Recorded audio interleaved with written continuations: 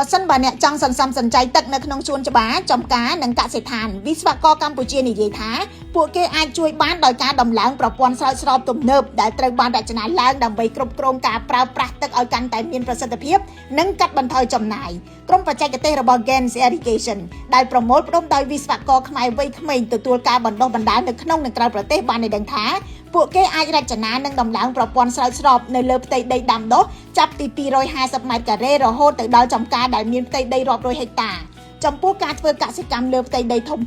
ក្រុមការងារ Gens Irrigation អាចដំឡើងនិងបំពាក់បច្ចេកវិទ្យាធារាសាស្ត្ររបស់ក្រុមហ៊ុន Israel Rivolis ដែលត្រូវបានគេប្រើប្រាស់ទូទាំងពិភពលោករយៈពេល80ឆ្នាំមកហើយផលិតផលស្រោចស្រព Rivolis មានក្បាលសាចនិងក្បាលដំណក់ដែលអាចគ្រប់គ្រងបរិមាណទឹកឲ្យស្មើគ្នាបើទោះបីជាចំការនៅលើដីជម្រាលភ្នំឬក៏កម្រិតខ្ពស់ទាបខុសគ្នាក៏ដោយវាក៏ភ្ជាប់មកជាមួយនៅប្រព័ន្ធចម្រោះនិងរំដោះទឹកនិងប្រព័ន្ធបឺតជីស្វ័យប្រវត្តិដែលជួយឲ្យជីជ្រាបចូលទៅដល់ឫសដំណាំចំពោះសួនច្បារសាធារណៈទីលានកីឡាឬក៏សួនក្នុងបុរីប្រព័ន្ធស្រោចស្រព Hunter របស់អាមេរិកដែលល្បីល្បាញអស់ពេល40ឆ្នាំអាចជួយសន្សំសំចៃទឹកបត់បែនគ្រប់ស្ថានភាពមានបច្ចេកវិទ្យាស្រោចស្រពដោយកំណត់ពេលវេលានិងអាចបញ្ជាតាមទូរស័ព្ទបានប្រព័ន្ធនេះមានក្បាលសាចកប់ក្រោមដីដែលផុសឡើងស្រោចទឹកនិងលិចចូលទៅក្នុងដីវិញនៅពេលដែលស្រោចរួចរាល់ដែលជួយបង្កើនសោភ័ណភាពសួនក្រុមវិស្វកររបស់ Gens Irrigation នឹងផ្ដល់ប្រឹក្សាផ្នែកបច្ចេកទេសការធ្វើតេស្តទឹកនិងដីនិងការគ្រប់គ្រងថែទាំបន្ទាប់ពីការដំឡើងរួច